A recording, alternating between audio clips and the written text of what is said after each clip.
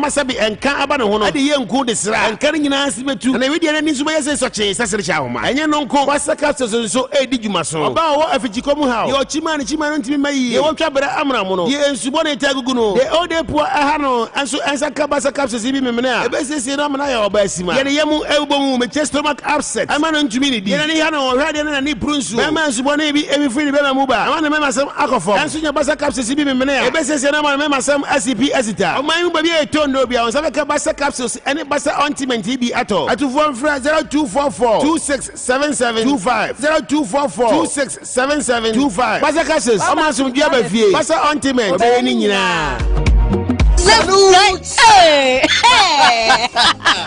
when we send your police in your draw imbu saba mesa abama hoden refuse to grow and offense we beka ho ahoden immune system o nyankopon e de awura ni padua no musam moye ho ban no enna sa wonom imbu saba mesa e pagya immune system na bribia ya yare antimiu sese die amanfo dodo no na di imbu saba mesa do ne ho adanse yesen enyarewa horo anipa enyina etimi ba ne so ene nyarewa kese nkaya wuti ni din ene ho ka na oyemu asiw nyina no ebo ye ho ban efri ho enna wo mpo a omu wa nyarewa ne dada no omunum doctor enuro no enum imbu saba mesa no a emomo ahoden pinti ya wo munti mpo se yare ase omu ho imbu saba mesa ewo kansi ene o man mu babia ye to enuro atufo mfre 0246 208496 MDA ahihye se dwede nkrato yi magia to mu se ye O say Chrome for Kumasi for Media Sempanamo and say why best akofa internet data so nkoso kra eba beboa ama yen data sitina dwumadi akoso ye nyina di one dance say abefu fidi tentan so no bia di ni dwuma say ye dwuma krobi ana ankrankre me kanfo why best internet data e di amawo e sa data we na tumi boa wo mofra mo musua dia ebra omombre ho why best ye internet data say wo use so a eboa e ma wo phone no enya hye so sa internet data say to me boa ma wo sie sika bebre ewiase afena nyina internet no bia di ni dwuma say ya hunu say abefu fidi tentan so na abeye ade a eka ye ho yi die na me kire say data ho behia ama ye obia say obe use why best ye wo street wifi a ye available ye say pay as you go afọ so ye boso media no so utua na wo use say wo pese wunya emu nchemu bia frɛ ya wa ho motorfo yi so 0200777824 0200777824 afọ so ubetumi ahwehwɛ ye wo best.support@ybest.com afọ so www.ybest.com 104.1 we dada sitina mu ni omaiga na hadia ene ye use ybest data ybest ewiase edane ne ho a na wo so wadane wo na wo so wadane wo the rulers of Ghana sports country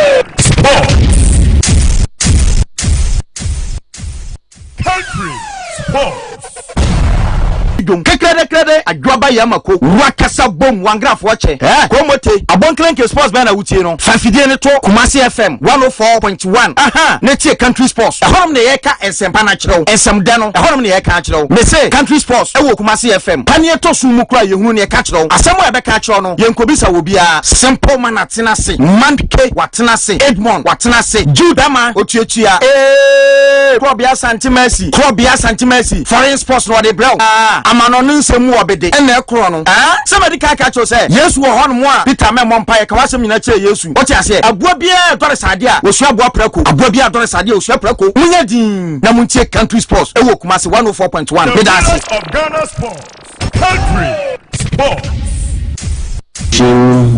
has been duly carried.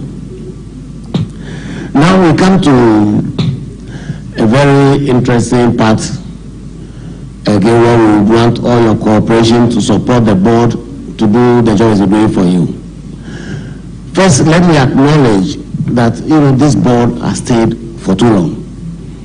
And let me admit that if we had been having board meetings in the recent years that we missed board meetings, the board's composition and structure would have changed. But unfortunately, because we don't have meetings, we've not been able to change the board structure.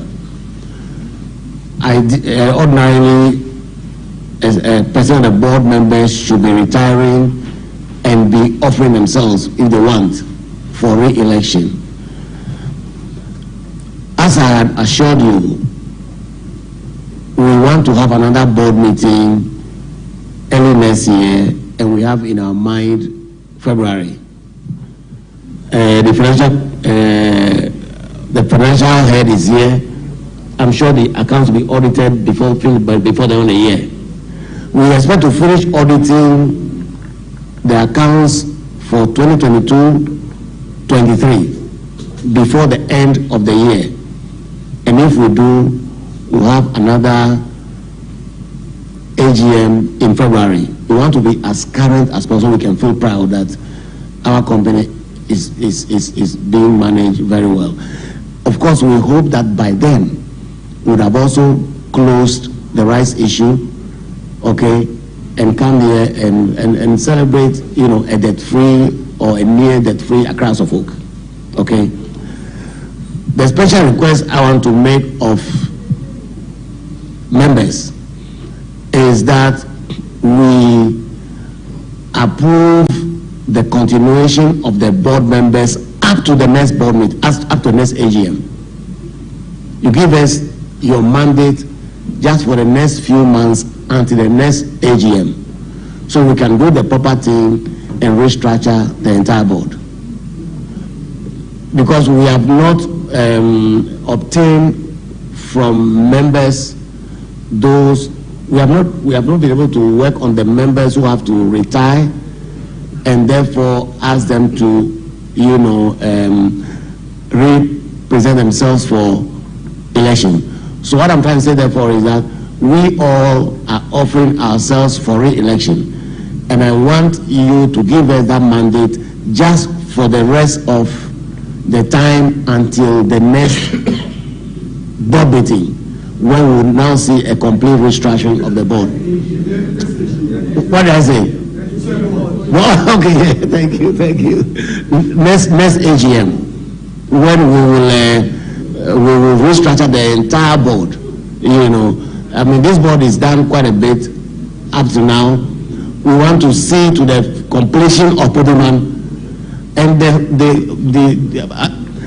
apart from a few of the contractors who have disappointed us, the whole idea this time is that we can celebrate Podeman and the head office come 11th November.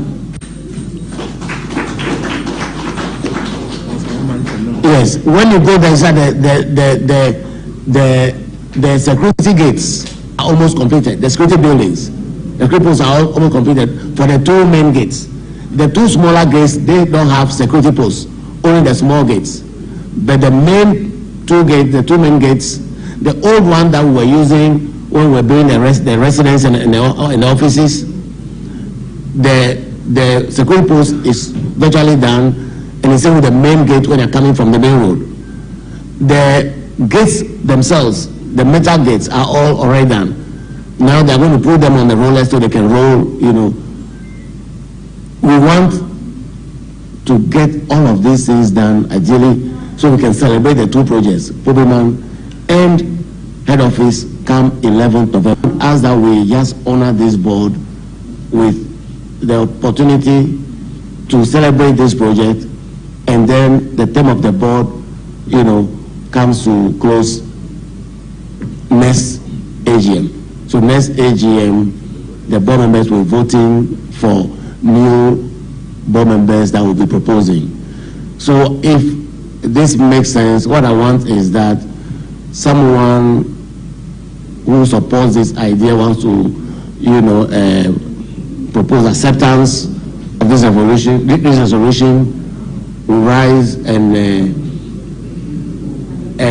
propose, and then we vote, and you know. Is it okay? Yes.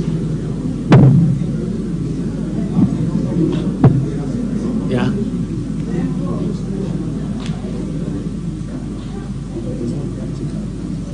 No.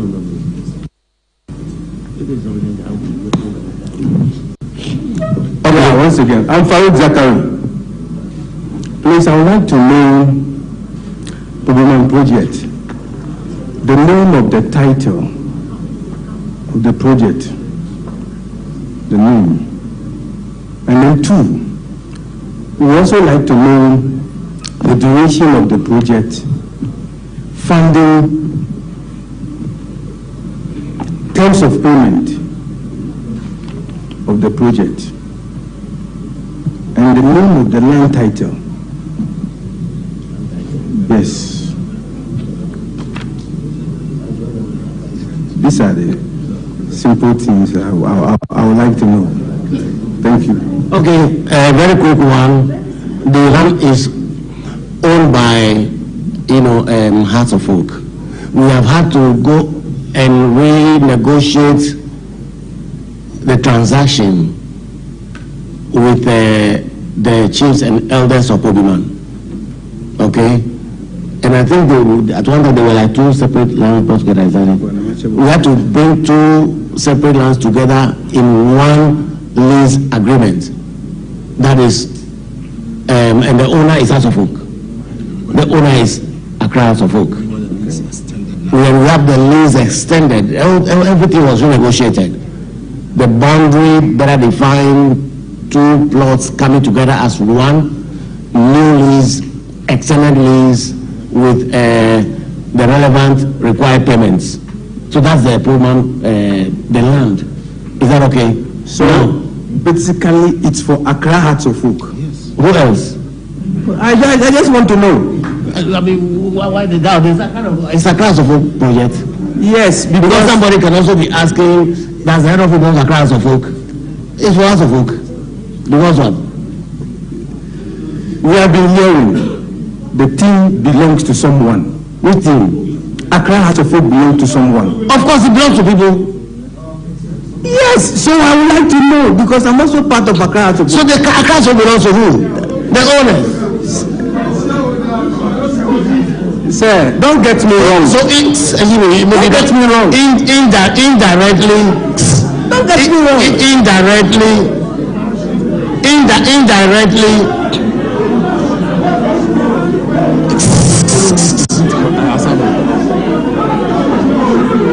Oh, please, hello.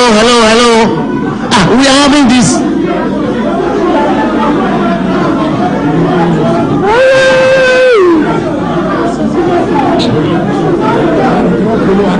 They don't know what they are about.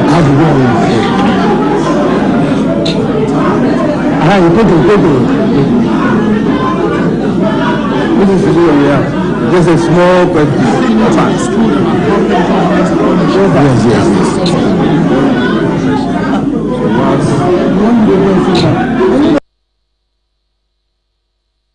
Quite clear, and that was with the view that in the course of your explanation, we could get the rulers of Ghana sport. This one that we have. Thank you very much. Well, I said it briefly that they had made offers under which they would bear a lot of the cost. Some of these details you can't present now. No. Absolutely no. Some of these details we cannot present now. But if I put it very roughly, that in one case they've offered, they will send, some expertise to us where they bear the bulk of the cost. They ask, how much can you guys afford? We've been extremely adventurous in trying to get the best coach we can have. There's one case of one of the most renowned former footballers whose name would ring back anywhere, who was interested in the Hearts of Oak. But of course not connected with Oakland Cincinnati. And what they wanted a month was very much northwards, So we've been working really hard on these matters. You see, but let me say this though. Sometimes the way we read some of these things is not very good. Even the best coaches have failed at different places. Is that not true? So it's not an exact science of 1 + 1 = 2. How many coaches has Chelsea had for the past since 2010? Who knows? Chelsea. Those of you are Chelsea fans. How many coaches has Chelsea had?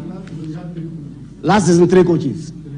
It doesn't mean the coaches, the managers of Chelsea don't know anything. It doesn't mean that. Real Madrid, how many coaches have they had for the past 10 years? About 9. You see, so sometimes the way some of you present things is not really fair. Unless you don't know what's happening in football globally. Flamengo is an old club. They've had 23 coaches since 2010. We here also know what we are doing. 23 coaches. Flamengo, since 2010. You can talk Man United, Chelsea, you know. So that is the reality. It's not an exact science. That's why you can have a coach as good as Tuchel, being sacked from Chelsea, but finding home in another club. Exactly. So when you are a genuine supporter, you have to understand these things and keep supporting. You see what I'm saying? Arsenal, look at what they went through for many years until now. Liverpool, for 30 years in the doldrums until a club came in. So it's not an exact science. Let's get that clear. It's not like 1 + 1 = 2. There's always a lot of judgment involved. And many factors come to play in making a coach succeed or fail. You know, one of the biggest failures was this coach who was doing so well, Coach Moyes, that he was doing very well in Everton. And then Manchester took him with high hopes. He didn't last. Since then, Manchester has been going in and out, various coaches. We've seen even your popular friend, Chelsea man, Jose Mourinho, sacked from here and sacked from there. For the first time, Germany sacked a coach recently. So please, with all due respect, with all due respect, it's not an exact science. And for an ambitious club like Ras of Folk, sometimes you don't have the patience, which is why you may change very quickly, the same way Chelsea has done over the years, you know, and they are still struggling to get it right. Pochettino from from Tottenham to PSG, struggling with Chelsea. So Chelsea don't know what they're doing. So please, with all due respect, okay, a good coach can still find a new area, a new environment difficult. It doesn't mean that the coach is totally useless. Neither does it mean that the managers don't know what they're doing. One of the biggest challenges we have across the folk is making sure the fans keep supporting. Because sometimes the negativity also hurts us, hurts our ability to raise sponsorship, and etc. So please, with all due respect, let's understand that football administration, coaching, none of them is an exact science. It's not 1 + 1 = 2. Thank you. Thank you very much. Thank you for that. That's a good note on which to end this one. But let me assure you that while we are doing all these investments, we still have an eye on the trophies. And let me add that. Okay, I'll get to you. Let me also add the following. Just imagine the past without Poduman. The bus sets off 5 hours ahead. That 5 hours, I'm told. 5 hours, I'm told. 5 hours ahead of when the training will start. To pick the first person. Go around Accra, picking people. By the time they arrive at the training pitch, the first person they picked has been in the car for 5 hours. They would have spent so much on petrol. When they close at 5 o'clock, the same way, they will start dropping. The last person probably will stay in the car for 5 hours. Today, the bus doesn't have to go and pick them. So we don't spend money on petrol. We don't get the players tired. They wake up and they walk seconds onto the pitch. That is the more reason why we expected so much more from them than we are seeing today. You see, they don't have to sit in a bus for hours. And that is why also the coach is able to train 2 times a day. When there are no matches ahead, the coach is able to train 2 times a day because they are all there. This is the way to go. So I agree with what Ms. Ora is saying, that you see, we are laying the foundation, he understands it, the foundation for the future. What we are doing, others will have to do later on. You see what I'm saying? If you recall when Arsenal was spending money building Emirates Stadium. KUMASI104.1FM, number one. The rulers of Ghana sports. Country sports. The rulers of Ghana sports. Country sports. Okay, atiefo Emmanuel na aten esa makwaba ediba edwumadie ne so. Ohwemre na no sia abo apa ho sima aduonum enwotwe 6:58 is the time. Emrena sasu biem say the local football ambassadors the country sports Thursday edition no ebro ene anopai. Ene Thursday 7th March 2024. Efri Samuel kopim say nondun bebo ene yatenase ai di dwumadie no ebro ene anopai. Yatenase unim say ensema ekosu fie yebebo ama oman Ghana gudien etumpon eno ene yede donhwe miensa ne fasi wo ne anu nyina kabom na afi yede hu nkomo ene nso aboabo ansem na no ai de ebro ewudwumadie no so unim say yatenase say ya yesanso e de foreign news kakra esanso etato ma enu ati no ni asanso ama exclusives no ene nso yaboabo apia no ai de ebro ewudwumadie no so.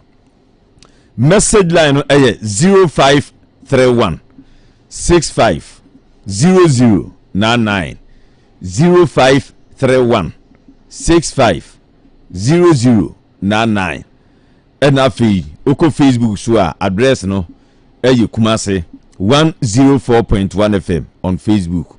KUMASI104.1 FM on Facebook. Ehonso dwumadie live ho. Enti odwane on Facebook oba o like dwumadie ni wi a enu achi no now do comment ato o wi ni sanso a no asanso a share show no no share link no na bibia aye kama. Programs manager Marcus Boatin ebo ya chidom Louis Opoku Kranche enso etachiri afi last two oheneba birthday boy enso ebo ya chidom the sports angel Samson and afi yima omo ta ya chi anope ya yede dwumadie no ebro ene anope. Obati super agent manager Mr. Edmond Opoku Afriye, the king of African football. Obetenenka president Krobia Nana Asante Messi enso atnase. Presido, good morning. Good morning, Kwabena Owusu ansa simple man. Se bibia she yedie. Kwansa bema anopay yenyankopon so. Wonderful.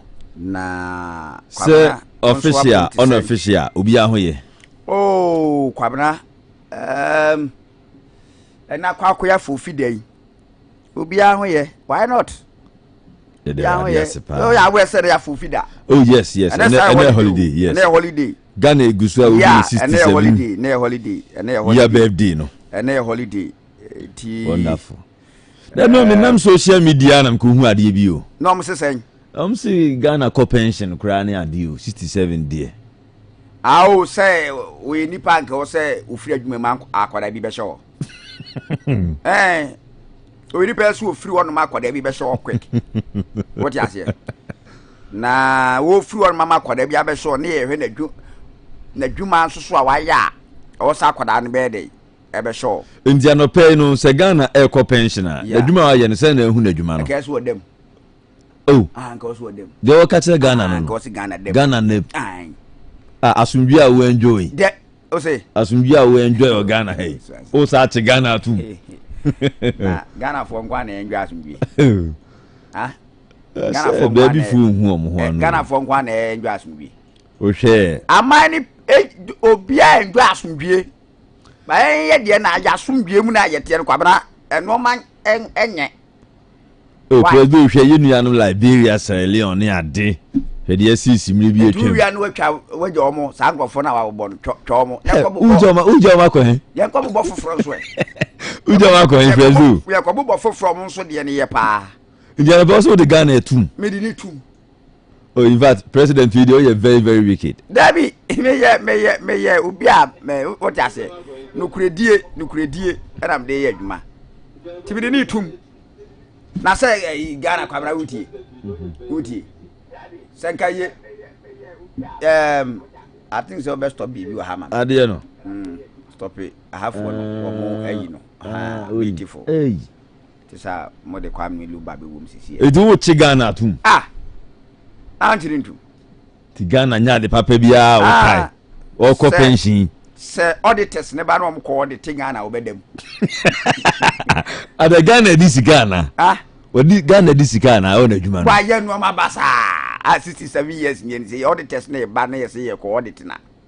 Obey them. Obey the machine. Lifetime and also you have money years be. Well, yeah, ben. Yes, ben walk kwasaba. Obey them. What do you say? Obey them. Then ma kwa independent me there sumu. And independent. They know who you are until now so watch Ghana. Beside there sumu. There is then auditors by on them. Obey them. Oh sir. What it test by Ghana be them. Etini nyina me fast da ma twedi ampo nyankopon. Na ye ma na baso. Karate ase. Enyo no anka nipa u. Enyo no a utie. Enyo no a ene koye independent. Unia Isaac Apia Kubia Lukuje Dubai. Also mean can say or support 100%. Oh na kwa. Monti Ghana ntu. Da bi ye momu de ye be ka no kura ko si be wu. Ade Ghana fo ntimi nye ye be ye. No kure. Ghana fo ntimi nka no kure. It won't kai the papa ba ko kura Ghana ya wo chi Ghana tu. De ba de papa na me trans na me ye proper analysis a wonye ade papa bia ma. Auditors ne. Anye bia so ama we enjoy the peace no ah. Ti at least we papa ba ko ama. Ghana go na peace wo. De bia no ma kasa se we. Okay.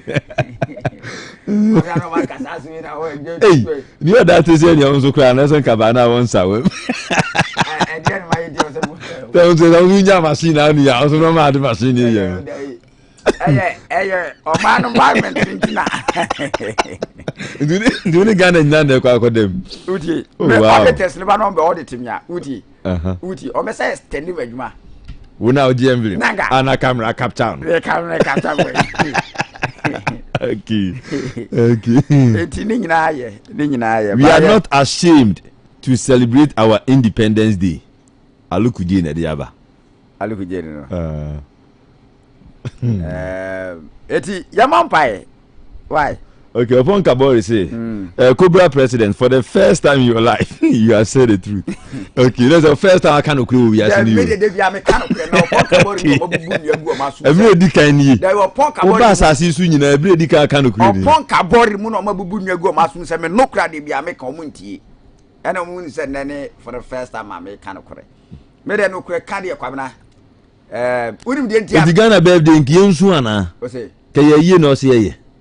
There is some key visiting one some after Kugamana. Okay. Who does it? By Cabra Uti. Let ya me pen of Kenya and say, Nazo Cramon, my Dibia was a president with your can of on records. Yeah, make us ask him. I did be our catcher them, yes, recordings and then you're ready. Sego, Emmanuel, Amwa, or say yes, the president is saying the truth. It's true, Kamna. Okay. Then the answer for the first time, I'm for so kind of crazy. There be one money situation, I'm American silent here. Now the end you say, as a man African. Auditors name all the three Ghana and Independence Day, Nanki, quote them. And Independence Day, Papa.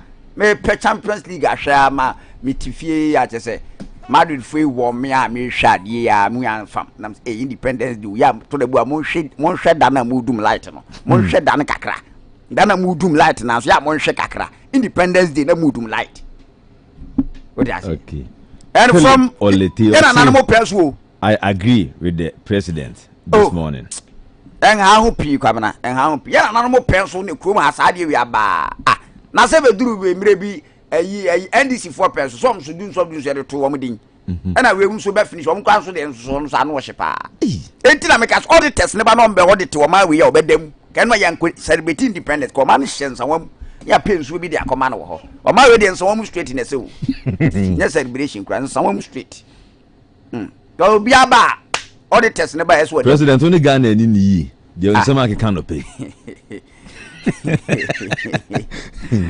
the Ghana eco pension no you the Ghana I say auditing no dem asana pension wo be kwa akọ 67 yes 67 say hani 60 years I still be the 73 offices obua jai Mano Facebook for na obua obi the 72 office enye no kra obua okay enye no okay sanya no kra ya o man panyin o fi say oh the send no dia oh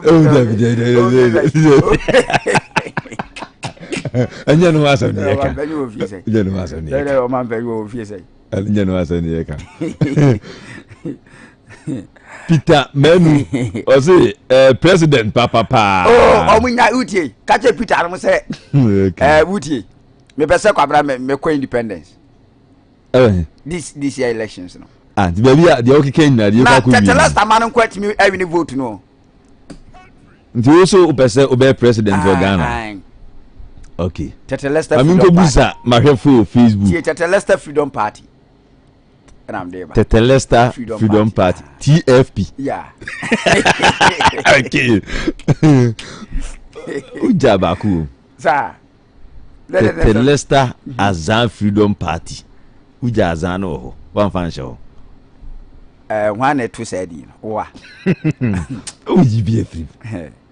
It will be fine. Psycho Australia. Okay. Okay, show the life, Yanchiano. Adinkra George. I say good morning, President and Simple Man. Yeah. Watching live from Libya. Simple Man, President is saying the truth. 100%. Oh, yes. And there's okay, Isaac Apia could you say, yeah. Tell Krobia something that I will provide him data today for saying the truth. Oh, yes, Alukuje. Emmanuel say yes. I will vote for him. Oh, yes. Fantastic Jonas could say, I'm watching live from Zebila. Yeah. And I didn't buy Zebila. Yes. Oh, creating him with the Zebila. I didn't buy Neko. Yeah. I say we vote for you, Mr. President. Oh, my fun hands down. Ben Jesse do Abba. I say good morning. How are you doing? Ben Jaya I'm a campaign manager. Now no case man the woman. There me back for independence. That me pound. Who's a campaign manager or touch mine? Okay. A pound. Okay, Christopher ni odo sakifio o say moto meda adam sa yes party ni moto ni meda adam sa say no ne Ghana ne ko prison send boy say no ne Ghana ne ko prison Christopher so ne Ghana ne ko prison no that's it ni oda tesi busa Professor Peter Twumasi ubenya 13 votes me beauty prof crafting from me beauty prof from enti bibia be fine to camera and they are celebrated by the truth of the matter in say after 67 woman ya chinish prison. Okay, mami Musa etie says say Krobia so pese next elections. Yeah. Tetelesta Freedom Party. Yeah. TFP. Beautiful. TFP. Yeah. Okakopre. Yeah. Etie Musa Ghana for. Yeah. Anyway as say. Sure. So the other machine do adwuma. Yeah. Uye adwuma 18 teams ni nyina. Yes, me be adwuma my Ghana. Uye adwuma 18 teams ni nyina. Yeah. Niabo league matches 19. No machine ni team bi ba akokra no. So ye to abama wo CBDS wo a. Ebe yi ana enye yi. Me bo mo gidie wo mu. Enene da ma hu se. Ma me mpe nipa be 50. On be vote sisi e. Nipa 50. Se me nkoye omo menye president ana ma menye no. Look at say in Ghana, if you didn't lie, you can't win an election. So club you keep it up. Let's can't throw. Then once on a DVD. I look at the assembly by. Okay. And pay was sama. Ayar Gazak or see good sports. Kwamna uti. And then that say records nye. Club ya, if you try, you will be arrested. Why? Most fresh. Agbisi and the buy. Samuel Kwesi Krampa Otre. Or see good morning, beautiful people and all the other. Yeah. Cause I'm election hands down. Oh, okay. I'm marrying Tino. Catcher Tetelesta man. Samuel Kwesi Krampa Otre. What's marrying? What woman? Oh, their mammy said. And Abdul Hakim says Simple Man update on Christopher ending to House of Folk. Yeah. We are waiting. Oh, okay. Beba. Okay. Emmanuel Akon say Simple Man, original phobia man. Yeah. Only Kotoko fans will vote for him. I'm watching live from Valley View University. Oyibi Accra campus. I didn't know Kotoko fans for some test for you vote. So yeah, we are na here juma man san of Nations FC you vote. Peter Menu say club ya don't worry yourself because you won the election before. You decided to stand for it. Yes. Oh, okay. Yeah. And also feel the records are there. I will you president for appoint only ladies as ministers. Now who said can you grab a boy? Daniel Owusu say yes. He will win. Marrying Owusu now, marrying hands down. Marrying. Yeah, that is a. I for TP. That person watching. He said no. Okay. You exchange Ghana for women. Okay. Krobia, you get only 10 votes. Wisdom Nana Yalgati, Nediaba. Now, I could work for ladies now form free could work among home 20. 20 wood. Most first say, simple man is here coming to the studio today. Yes, and it's here back. Yes. And you didn't win and say Mupa, it may be Yeah. For the way, you will surely get 0%. Philip Oleti and Nediaba. I will vote for him, but if he fail to perform, I will jail him. I will need this Nediaba. Hey, that is Owusu. So you do my part. That the one because Owusu and I do my part. Baby. Now Sunday I be betatwa M1. Okay. Kwala wudi masemasi. Okay. Asembeya. Na wudi baby no am die. O die. Winim Uzbek Hotel. Sunyai. Yeah. Koda is better hotel. Koda ya no permit ye. Then a catcher so me koda Uzbek Hotel. Then o bibia no pe so kana Uzbek Hotel kwamna wona me fia me be adwuma no pe. Oh, Sunyan. Say be a massive yan a jado call. Oh, Debbie. I mean, Sati. Oh, so what did you was Ambatem Honma? Sunyan, Brukum, Domas, what did you Honma? And dear be a Naja. I am not. So you got Domas Cocodivoire. I'll say, Ma 20. I'm 5 p.m. and Mirano. Say, what's some bar Uzbek. In fact, I'm not telling me room number, and be a mamma. Vani late, but I was system for. Do the mean manager Ishmael? Yeah, manager one. Was ni Musa said you see Kumasi money jo. I didn't see Kumasi. Sa sek be fa man Ghana Japan ye do koye no. Ni nyina auditors no audit Ghana obedem. Ghana bedem. Okay. Na asek for no. O 12 ni ye be sa akwaja ba o. Mickey kwam your pon. Yeah. Mickey. Yeah. Mickey be what time weekend. Utia no pe wa. Say good morning. Simple. Tell President, I agree with him, but he is going with Amagana because of the last time bribe he took. Making and he also Ghana kwako that unsawema. Yeah. Only Ghana na eko because OJ bribe my camera capture. Make you evidence. So the camera na capture, you know, evidence be any. And this one there sunyai. I see he will loan Ghana for Lancaster. Why so? Okay. Why send a message? Okay. Good morning, simple man. Greet Mr. President. Tell him that we the Kotoko fans will vote for the Telesta Freedom Party. Mr. President is the new president for Ghana. My name is Ejiso from Ejiso. Ejiso Nediaba. Yes. Let's say Ejiso Barbering Shop. Yeah. We did the Ejiso. Okay. And we'll be. Catch Ejiso say some artists for ne has nations for in Abeto.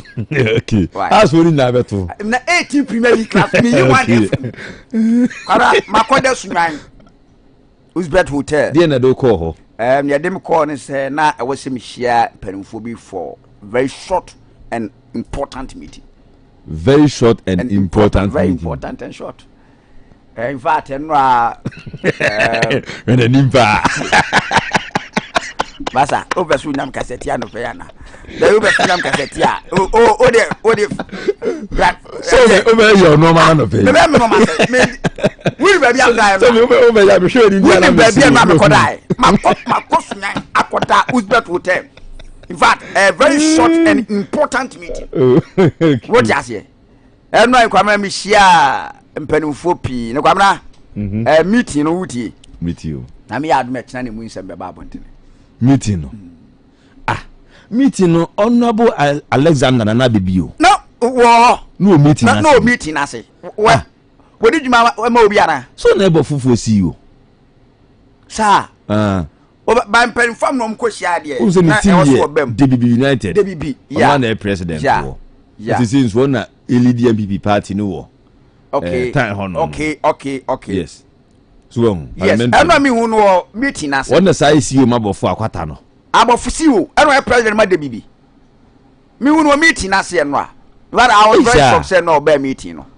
But sorry could be some questions be. It can't to say only bofofo akwa akosia.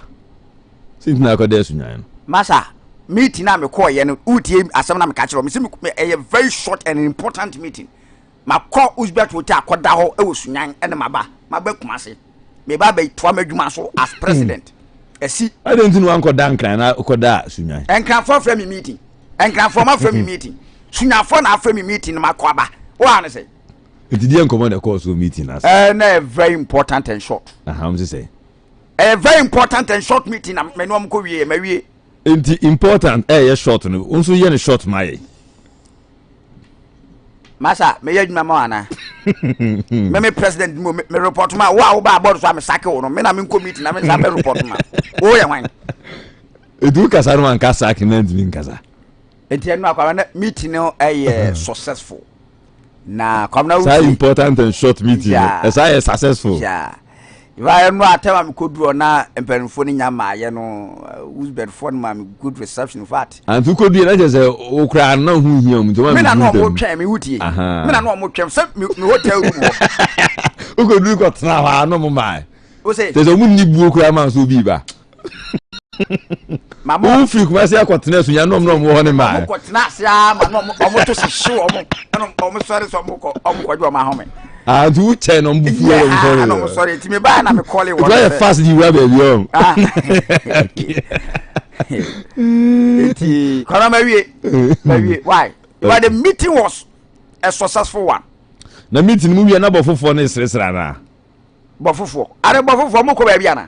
Something has to be book Kumasi Sunday 3 p.m. The first bofo ne has be but mama nko sunyan. Sa na be so kire. Sa has ne bofo o match ntia mama nko sunyan. Wo be so kire sa has ne bofo game ntia mama nko sunyan. Wa ko sunyan kwa ko hia onu abo abibio. Ti makọ sunyan ba. Kwara ne asiri ehu. Ne asi ehu. Short and important meeting. Yeah, I successful. Ne asi ehu. Did you see? Chia sunyan ministers ne MP so mo ho ni nyina. Onu abu Ignatius ba fo wu. Mo nyina ma me. So na no ndi nsu atremelu su yo Sunyan West. Ba nzo mo nyina sa atabo fo echi. Mo nyina. Onu abu kwesi am ya kire me. Sunyan East MP. Minchi asa mpelifo ma. Yeah, but then no MC onu abu ensu kumi. Yes, chia mo nyina ma me. Eno mo nyina o kwara they were very happy so mo hia me. Eno mo very happy pass so mo hia me kwabana. Eno mo very happy in fact. Eno mo president no kwara mo ni me yi mfonyini say ya. Omwie no mse ompeso somebody fu nu twa mfoni omwie no me say Sunyan Coronation Park no ompese me kohwe na dey say oni Mr Frank Boy hu na ye adwuma na ana kohwe ne senfe Frank Boy green grass technology no me na ye adwuma na me kohwe stadium ntia na me kohwe pitch na say wo kohwe ne senfe o kwa mo kan na me su da bi me ta ma beat o mo so kohwe ne sen o mo ye se maba honom sa there are some facilities bia na makoye football president sa na there are some no me bia o se me ba na me ko so mo de me ko o mo ye so mo de me ko baba na e wo se unwe me flight na me flight in suit ti na o se me ntimi anko by the meeting was successful nti obi amfa kuma pa ne mpa bonye den enta achiri why okay na as a meeting no be so be kemase o ya kasim bi wa ha pa lu bi akoje anza uni apia kubi ni mu yi pa wonu say ya o say eno na very ayi no wodam uni apia kubi o so ne ba board so we are wakan so wodam we need evidence e dey na makoje dey that of wo fu uni a dey makoje dey look dey na makoje a very short and important meeting am ni sunya I successful akunya successful one am ni sunya for yakowie wa uni alukuje nu obo abaso no pay but mankrina no we mankrina avofo for me than NS mankrina no meeting ase ono so ba ho what the mom say invite no e baba wuti na o say we say okosi abofo John Diafo coach also be meeting ase oni say oni bofo ne kosi oni bofo debut football people saka down so by saka by oh wow saka down so by oh okay but it was a very obliterate by and it was a successful one and very short and important say what players ne say 3 or 4 and I say she see you yeah say ne oni bofo and John Diafo I say she coach say ne oni team bofo ne kosi na na de nwen ya many team bofo ne kosi say oh Wamatemidini set at Leicester president. Enti na a great opportunity say maba sunyan de. Also mo banom den sabetun sayem. And then I'm a very good handshake. Okay. Yeah. Ni Manchester Washington say please tell him you want to see the pictures. He said they took together. Pictures na sunyan pen funu twa. Why na ebisa? Ni Manchester ni ebisa. On fan pictures at dan woko event what woko otwitwa on fan send me. I'm family so media send them. Why? Ala omuni jidi was a short and important meeting. SIS successful. That's omuni jidi. Omuni mo omunyaye. Omunya jidi na omunyaye. Na yehwe na ebesi. Why? Ti me kwa mo no ne aba. Me kwa mo no ne aba sisi e. Inti kwa kwa disika obofofo. That me kwa disika me kwa minya a meeting e wo Woosbet Hotel. Oh sir. Yes, e wo sunyan. Mako a meeting na. But football people no division 1 division 2 for na tese mabaku no bia e be chia me ha game ene mitwa. Ufri hatambe. Around 6:30. Yeah. 6:30. O fast run afa from. O me far flight kwamna. Okay. Me far flight. 6:30 na flight ni 2 free Kumasi akosu na. Na batambe. O mi bedurani. Na avanzo ye de ba. Air flight. Sunyai. Kala na utuka o faka o. Dabijo. Una utuka faka me utuka bia me far flight. Anofaya na flight free sunyai be Kumasi. We adwuma o sunyai immigration office. We adwuma o.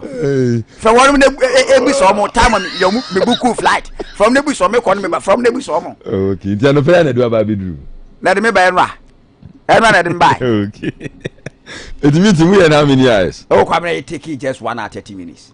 Very short and. Then we are now here day. What's it? I will change. When I see me, we are nipa. So come then maybe 6:30. And what Navana no pay? Me arrive 7:30. I no pay. That be Elkron. Okay. 6:30 na 7:30. What I say? You no pay na. I pay 7:30. Ya just and come do. Yeah. Okay. You are Francis Apia. Okay. Our landing will share you in live. Yeah. Yes. Francis. Also, I'm listening to you live from London, Mr. Francis Apia. Yes. And confession in your but I'm nice to where. Said number 1 in the over second. And Unumasa, will be a sounds one yard. Nada asade asamane. Mama maestro hwe from Mama maestro put from France and Mama maestro what or yes work dance competition. What the Tetelesta air dance competition. Mama maestro medano. Hwe from when Mama maestro answer. I know machine ni jino ba na chi ana. Asuzwa. Because be man no. Yeah, asuzwa. Ono no go has to folk nti. Mama maestro mama nchia na me mo abaso. Na ayi look you message you have the mint min kan amra ayi me man me ensan Maryland. Oh wonderful. Ayi Maryland. Yes. And Michaela and Sophia. Wonderful. Korano fre brutal yanchia won mo brutal omunso mfashion ni agro country sports na ya mo special good morning wonderful for Maryland omo monitor show no live. Hey, be ma panini de oni papa se o. Maryland. Omo se. Yes, ono papa se. Na sin papa ne de we stubborn. Me bomb person my name for papa shune ne bank. Papa is stubborn too much. Tunu for inti Sophia ni Michaela na Maryland yenchiam na mama maestro so special good morning confirm. Nti kwabra me kwam no ne abasisi e. Okay. Why? Na ene ye koba enu adi Maria Ibrahim Salif back be. Fama me. Did he do transit at Accra and went back to Sunyani or what? I did not acquaint with young Crofobisa. I'm doing me for flight. Okay, she have for funny hasable. Tell me who that me go straight. Why? Oh, okay. Sunyani airport, Kumasi airport, Romawi. Some me understand that, you know. I didn't see a no baby.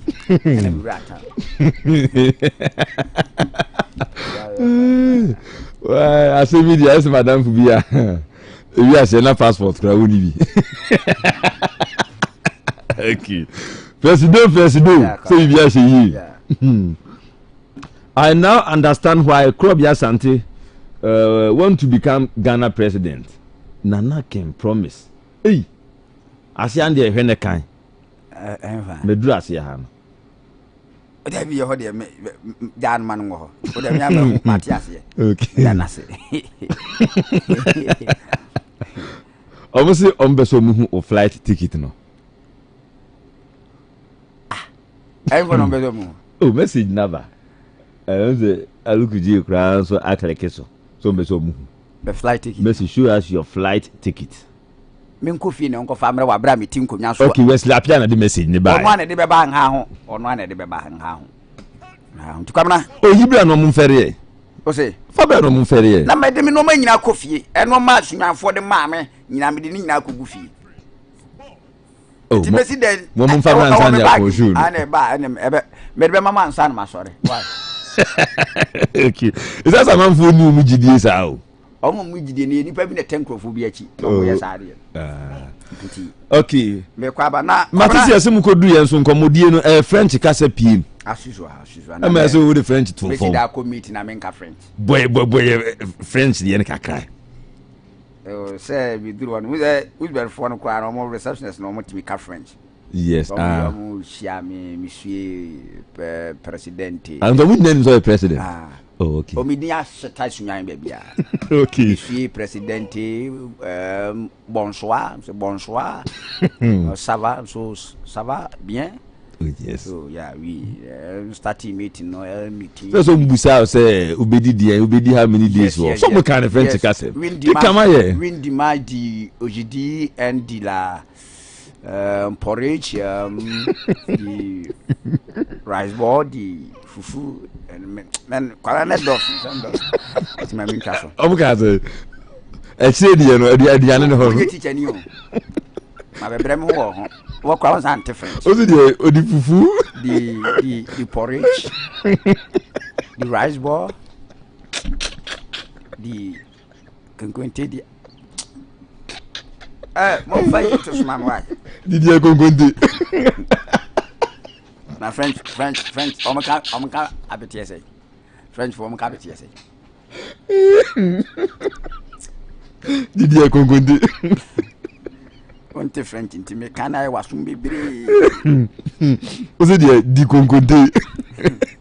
O prezo sisuma. O prezo tia, ko French. Why?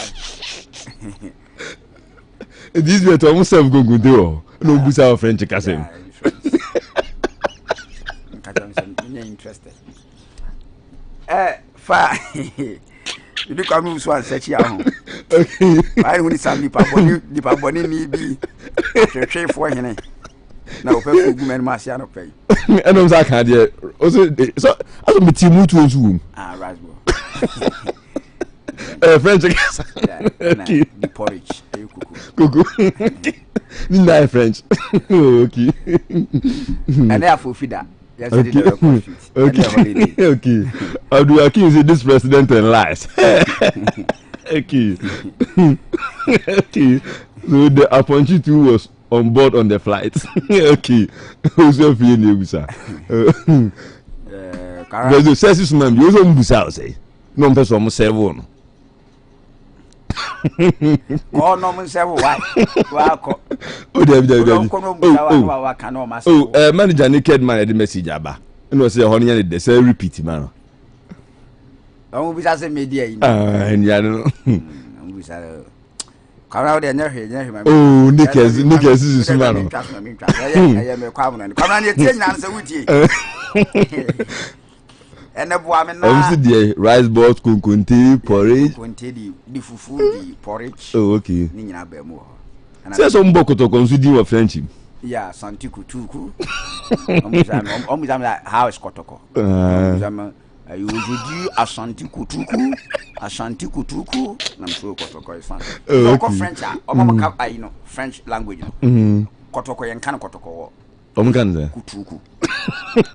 Yeah. Say you call Benino. Yes. Through one more and na poli di asante kotoko flag. To you kotoko flag na nom asante kutuku. What you say? Yes, inti French for nyina asante kutuku. Oh, okay. Asante kutuku. Right. Daniel Owusu isre na oredu oloko. Yeah. Or say this man can sell Ghana for food. Okay. Ni odate the graft let me say. Fracadams are 24/7. Okay. Yenye muka French we usually to tell. Ah, you can. Kwabra. President, you are so beautiful and handsome. Lisa. Lisa. No. Okay. Who age is so 10 years I'm Lisa. But we send me now for Kwabra. Before say ever birthday ne so no. Yeah. I feel been so si wo Italy. Then I see. Unse na Ghana dinner odam. Yeah. And na chairman Ernest Echampon. Okay. Diaspora chairman. Beautiful. Ono so nyame che no bakama pa. Oh. Iti efra kwada no freedom. Nyame che Echampon. Prim se Ghana kodi chairman ho. Chairman agi Ghana. Ah na American. Kwada no ho febuta na picture na mehwe wa ha no. Oh, beautiful. No febuta. Very nice. Oh. Very well. Freedom. My father like Ayipa. Oh yes, freedom. Nyame che Echampon. Yema chairman trinkwa. Yes. Na yema come freedom so. Yes. Na ko pon hira no. Obenyina che. What I say Ghana na de na ba no. Chairman say we come mra ha asabusuan nsum. Ene de wontimi kan sa ate sakwara na benyi chairman timi mfatim bia sakwara na. Why? Te sakwara na benyina obe pick the choice. Akwara we na nimu a AC Milan na ni be gya de kokko ho AC Milan. Ale kokko. I will Italy AC Milan. Tino kokko no asuzwa. So kwaba freedom na me hira. Na yesrem kwatenten de ma. Wonderful. Ya we come Ghana na oda hosa na we Ghana nipa dom ene kuta wo. Say chairman nye house ni kwa no obo adwuma. Say inside the bedrooms wo obo adwuma. Oh fantastic. Number phone yi. Anti chairman na ye adwuma wo mpem. Sama ye nchia.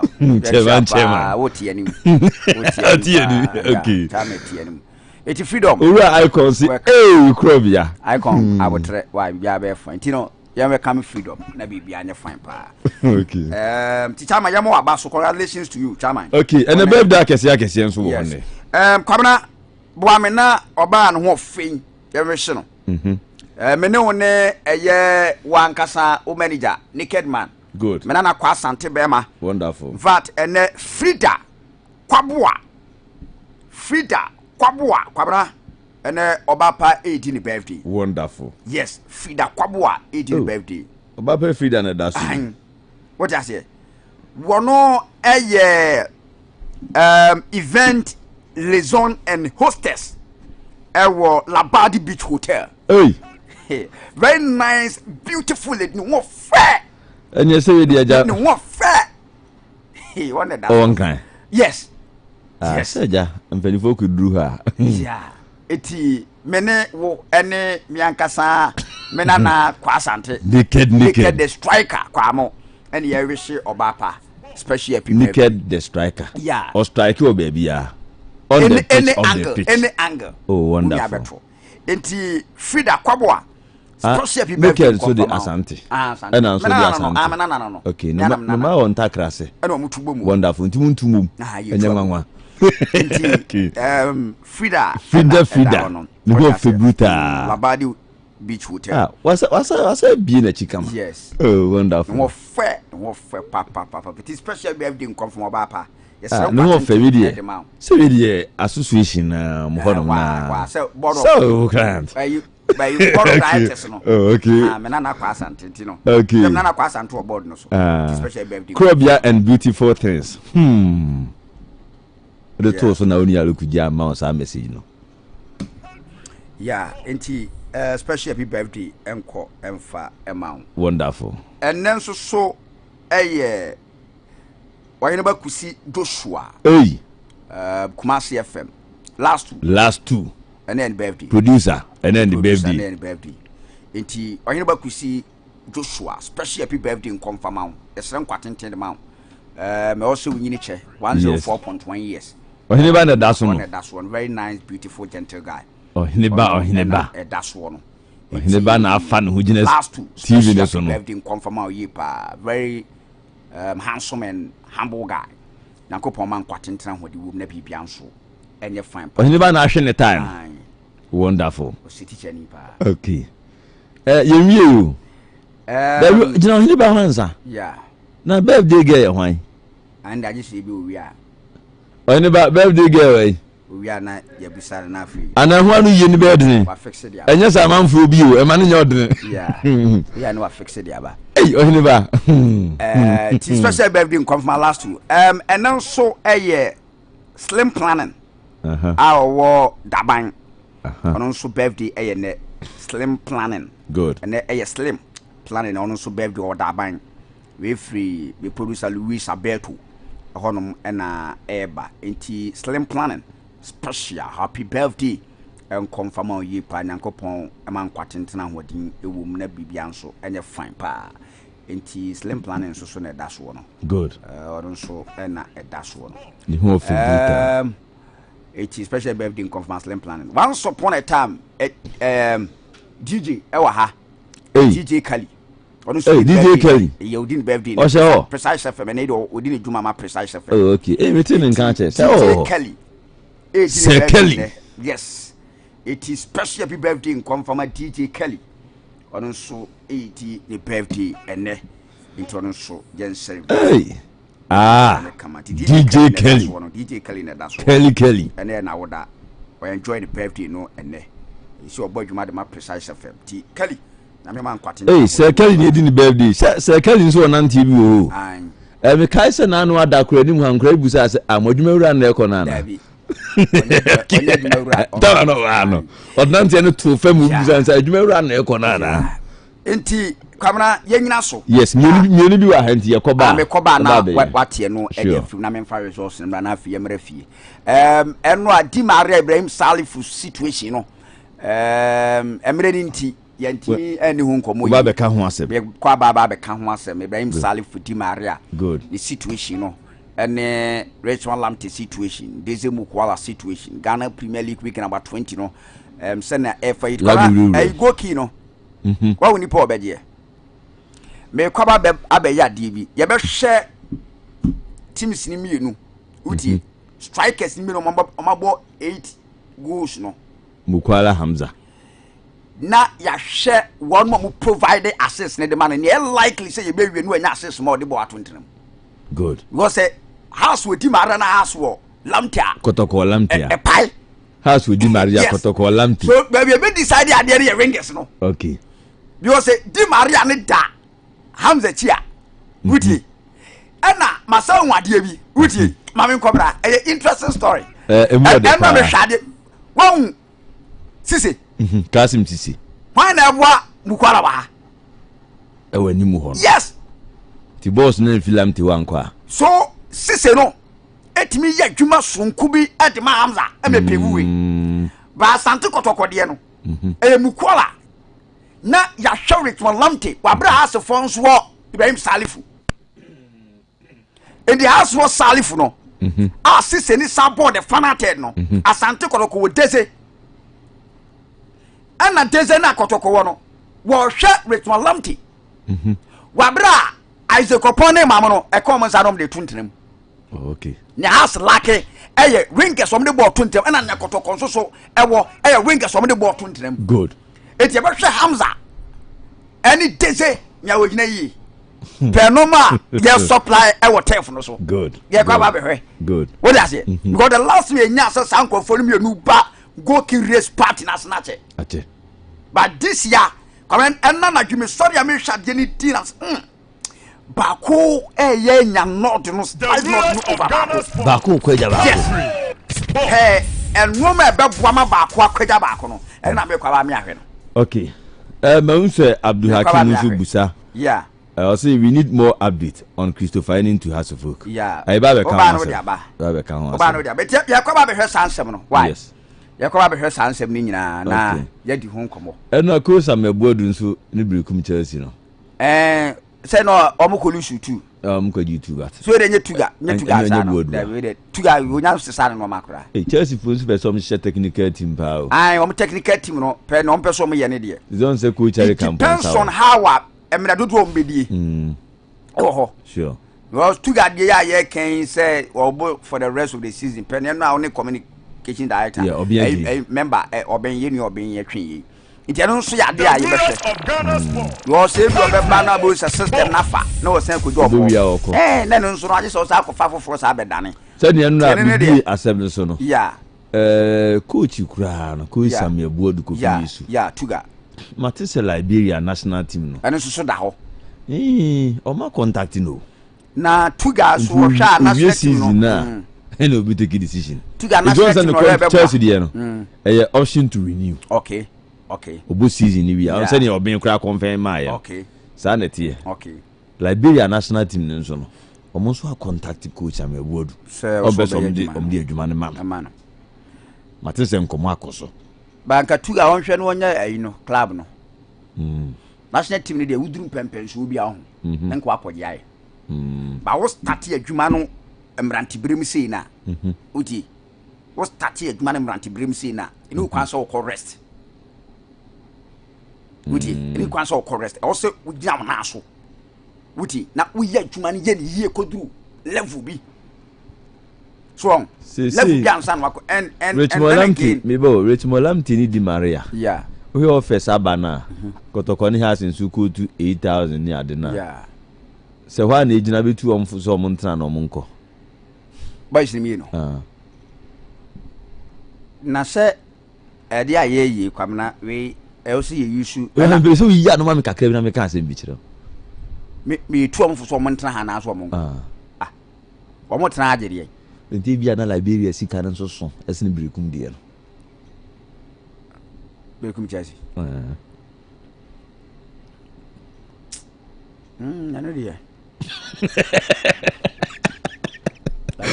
Liberia fusika no ye de anso ebeso so national team so on your dollars asem ne ye kan oh yes on in dollars bibia ko chi nso be hwe that angle no on so family man no abusua na ko chi kura nso de the house for na ankasa no we club akwa house wo mufia kan house apagya na ko du level enu nti na ma brekum Chelsea adwuma na ya ne de no sure wa huska de o huska ena maka cho se sa coaches ni ko duru house ene kotokwa wa duru oh yes uti wa duru wa arrive wo hwe se en o kan coaches papa e Ghana ha ba ko ni coach Samuel Buodu Tuga best account Tuga account yes we free sem Tuga account va there so we ma catch us there was some basket here there some coaches here go Tuga share some basket sure what I say because we are talking about house of folk 10-11 years not trophy my sure on the best sense abakosem no ba best sense within short possible time and best sense so a house of folk adman okoye no this basket here na dey that not up to basket no and some basket no komu a prosper open them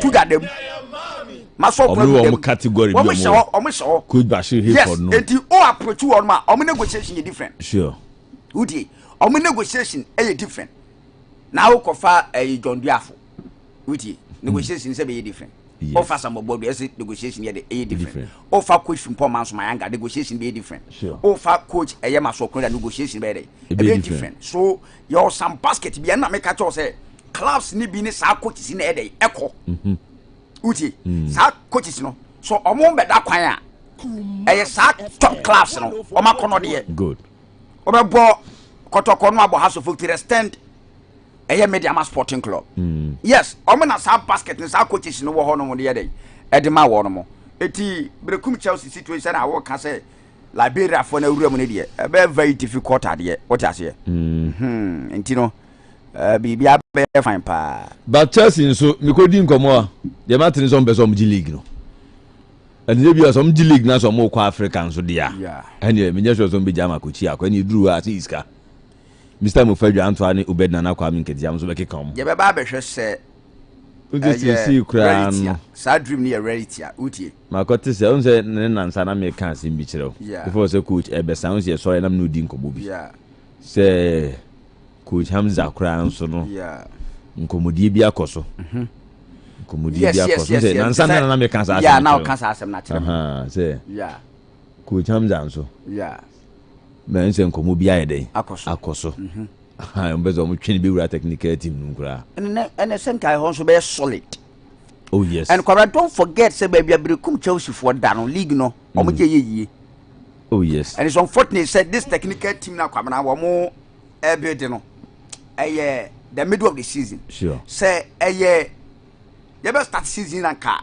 coach Samobo arrive here and nke ka say bia wo person de hands or bins akọ ka ho a straight away you better because coach for any na ya adwuma no waje adwuma no be 70% at all. What do you say, you know, between club or Dasro and Brekum Chelsea, 5 points. Upon Kabori say Coach Buadu will win the league. 5 points, Kwabena. So we shame because Brekum Chelsea 30 points. What do I say? 30 point position number 6. Yes. And a summer test Netoso number 1 with 35. Good. What I say? And Kwabena. Chelsea for maybe time no wrong. Unim say second round fixtures no e favor omo pa. Brekum Chelsea for matches are adding no better fi na abo. Beautiful. Asante Kotoko beko ho. Beautiful. House of Folk beko ho. Beautiful. Mediema beko ho. Dreams beko ho. Omo nyina beko Brekum. The matches na adding no mbebo ofie. Yan come na name hwesa asem. The fixtures no sa favor omo. Yan come na name hwesa asem. Eti Buadu kwa woko no. So Chelsea Pede ekote ye no se te sana so mbe so mu G League na. Yeah. Amanfo hwe omu yie. Yes. Yakoba ba be ka ho asem. Points gap. Big matches ni no mebe Brekum. And a points gap no so nya de ehu sa. 5 points. Sure. Ye to guarantee 8 points G League no. Ono 8 points intervals. And no de G League no. Ye to ga no. Sama board to ga. One yes ade no. And don't forget say no de G League no. Why be that? And don't forget say Bruno Honsu teams won match Chelsea be sa ball mu nyina. Obebọ mu e wo sa potem ho a. Oni adia na bebo. So ma club bi league no ba konso no. So nya the number of teams no e wo ne mpasua so. No ono mo e bo a. Na masa kwabra da. So yan hwe hawa. Eti Buadu kwa wako no. Chelsea league ni ehwe omu yi. Ye hwe omu yi. Ye hwe omu yi. Pa no am sheda hwe omu faces no ma. You say big matches in number Brekum. Of which Brekum any club will be road. Almost 4 teams were ha. Yes. Also one and a team Bianso be grab Golden City Park a very difficult game the mass out team now call. Yes. Golden City Park and call them for 5 points. Anyhow. I saw you Martin. Yes, it is a sad teams in the so-called title contenders no kwabra. So me nyina air travel room e Golden City Park as well Edmadrin. Na ekoba se Tuga best ejna touchline so a kamera nipa wa adwuma ye. Okay, yekoba. Ye ba be nkomun mu ode. Oh, mu ode ama hit no kura ya afa me. Watching the best sports show live inside Bokro. Champion McCarthy Phobia. Share Superman McCarthy Phobia. The president yen komra. Komun mu ode pa. It's a league no. Mu asa ayedin do. Yes, afa hit. Afa hit. Na sisei one mun so mbeso mje league ni nyina eye coaches a o ma ebida. Yes. With the exception of coach summer test coach no. Ahmed Nuruddin. Ene ono kwa so agbo adwuma wa stars ne ken Pfizer. Tuga be fa Brekum Chelsea. Na yenya Prosperity Oguma wono ewo mu dada. What I say? Our mo ba be compete e wo soro ho no mo. Yes. And coach Abubakar Watara de wono ne de no ye ade bia wono no Masa meme yenyi Abubakar Watara fi system mo. Sure. Empezo enkoma ade abeyo. Abubakar hit no kura ya fire dada. Yes. Abi yenyi mfrim. O de okon ball result. Am ball results no right here. Because na me hwa adi. Yeah. Am ball results no right here. Even asa say be a coaches no. Yeah. You can so muni league ni bi da. Yeah. Coach Kasim Mingo. Yes. Peduma oye obechem 2 seasons. What 30 trophy no. Ebi ana bechem na target. Yes. Ebi league no. Betimi age. 30 trophy no. Eda Kasim Mingo. Ndi ebi a ekoye Nations FC ni owa omope league na age a. Nke bi ofai. Ekoye Hasufuka na Kotoko bi na no wa na medie me bia. Ko be fa. Anko fa league no. Ko be fa. Sure. Ko be fa. Ade very difficult. Ye kwa ba be hwe. Oh. And ebi a league no coach Ahmed Nuruddin. Yes. Enyi bi da. Yeah. But Samatex no enso pe league na. League so ade bi a ehye no se omo no ho so. Obeje. What I say? Now lift the ultimate. Sure. So this season another fantastic can. You benya a good season. In fact, Kwabena one share ya week number 34 ne be decided. Oh yes. We say last season Sanya Diana Stars and week number 34 ne decided. Because proud to side game na e best 2 or 3 points. And dem ma bechem e share wo fi. And ende ade no ho a. E ko ba say e media ma e share Tamale City what they left the ultimate. So this season person no man si fair koi a nation service adaroma wako akọ drop points ama Samatex for no it tells you that the sign open. Is a team so amupe league age no. Yeah. Samatex. Beautiful. Kotoko. Yeah. Nation service. In Swatreman. And a Brekum Chelsea. And a Diana Stars. Diana Hasofu. Beautiful. enso 7 clubs nyina ba party na say wow ba party na do go stars and the year yeah but bibia go stars omo woni nti and the count but on the league proud to see best start season no now we top 5 omo sure yes top 5 ye do omo kwaka ho so straight away ye be ba be hwe sa ansem nyina wa enti enkom asem na fa hit wi but ye ko ba results no so bra hie enti ne yakoba nse enwa UEFA Champions League na matches na TFM Man City every game 3-1 Eritia FC Copenhagen from Denmark Manuel Akanji about first goal Julian Alvarez enya goal number 2 as usual Erling Haaland FA goal number 3 na Edema club defense Man City in all omanya 6-2 on aggregate and Man City at the advance for the next stage of the competition and all UEFA Champions League no yet Real Madrid also Ewram Emma Gavin Copa 1-1 Venezia Pizarro Junior and a portad called my Real Madrid team no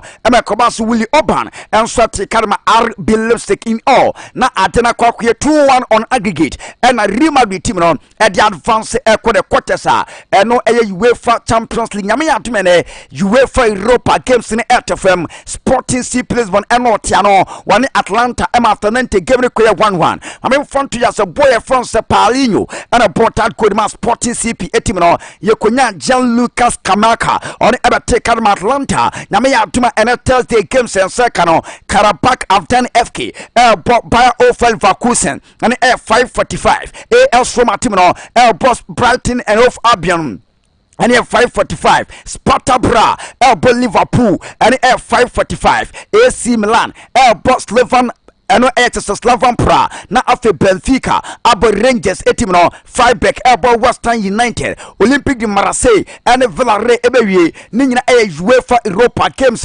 yensa kan Nyankopon ya atumene na UEFA Conference League no ara games from Ajax elbow Aston Villa team no Morte from Norway elbow Club Brugge from Belgium Olympiacos from Greece elbow Maccabi Tel Aviv from Israel Sturm Graz team no elbow Lille Metropole Dynamo Zagreb elbow Port Thessaloniki Maccabi Haifa and Fiorentina ebewie Servette Erem one Victoria Pleasant na afe St. Gilles and abofana part ni nyina no games and second na enwa Antonio Rudiger obi aboboy na baso nyina enwa Antonio Rudiger we two great saves senanko wonam ankanye enwa nya so boni dechiro and organize the back four and ke kasa foforo nyina enwa two clear chances RB Leipzig enya ni nyina no Antonio Rudiger and a service situation with the club ya France RB Leipzig kwa bra se RB Leipzig team no se kasa boss no tontema and can kasa foforo se nkiri mo sweat advance ko the next stage of the competition man the supporters in now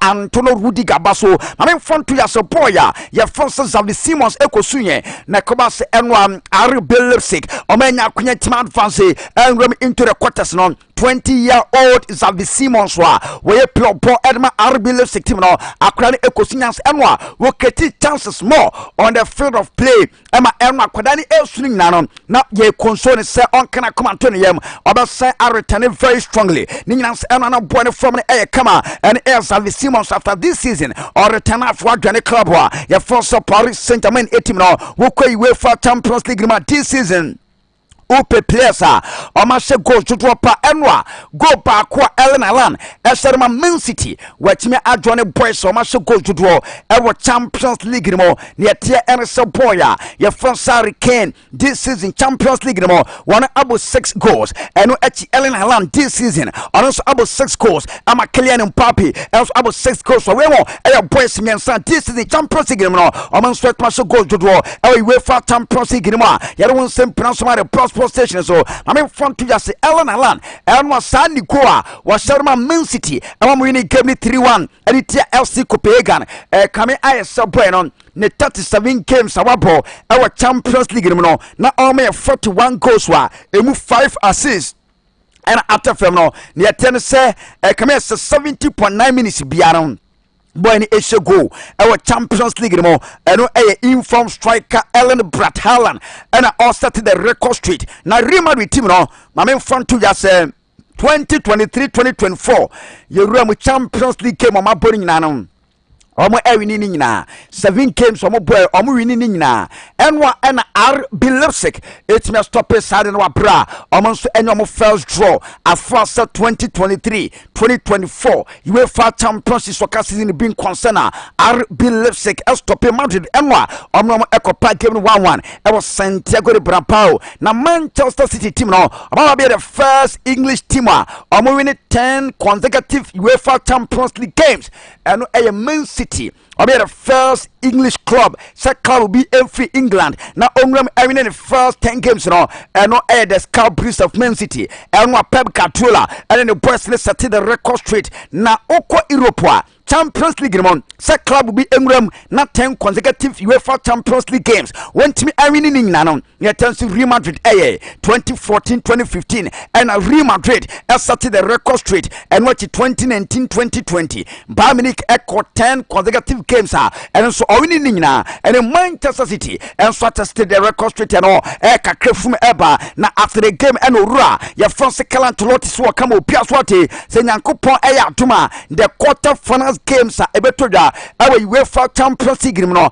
opponent bia Real Madrid ebenyano ne atensa na nkwada ne mienu available for side game no Elta Militao wani Thibaut Nicolas Makotwa according to Carlo Ancelotti so boys ne mienu almost be Real for side game no ama play some part of the game at ama Real Madrid ma remfi so boys ne mienu enya anterior crucial ligament ama nkwara na akọ periphery best 4 to 5 months nie ne according to Carlo Ancelotti manager se nyankopon aya quarter final games Kotwa and Elta Militao every boss game no na Jude Bellingham pro answer the Real Madrid enwa and Copas La Liga from pairing for the final verdict in the discipline committee ade omgiri ye pass Valencia and Real Madrid game no boy from Jude Bellingham can sembi na nsam no okan amane already 2 game suspension and omo at amabeno na Carlo Ancelotti say this is unfair enti Madrid tin be appeal so on some for 2 games no yere sa sanction Emma Jude Bellingham na enwati ana Jude say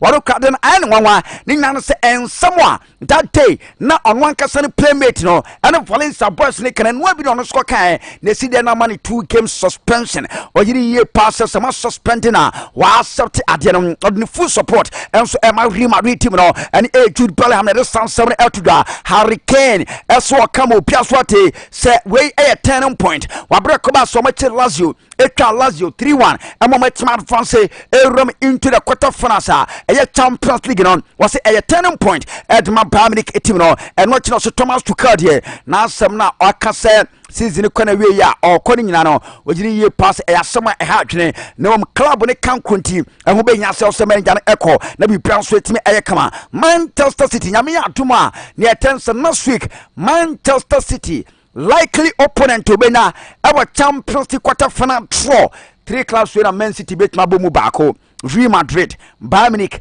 and a Paris Saint-Germain. Omo club Man City ebe shemu bako ewa quarter finals na bi pian stretch makwe Javier Mascherano say o plesi call ultima enke team area se nyankopon ya aduma 2024 Paris Olympics games run Anka Di Maria eme join under 23 team no na on Argentina enko pari nkobo enwachi eno plesi call edema Liam Maxi na Liam Maxi de o ka kire ne se wone ne ebesan adi nkomo bio yes on besan esen another conversation ansana ebia so be jatu so be kwana se onko a ne wo mame fonto ya se Di Maria de according to Xavier Mascherano say Di Maria kwa de ntempa no krosu do no se enya dia odram enso akwa ya twuma no se akrefum eba na Manchester our chief executive officer Orima Barita our fan from Man City report about internal contacts outdoor atuga I say enter officially or sasana for me as tatejuma na bi pian stretch makwe Pep Guardiola say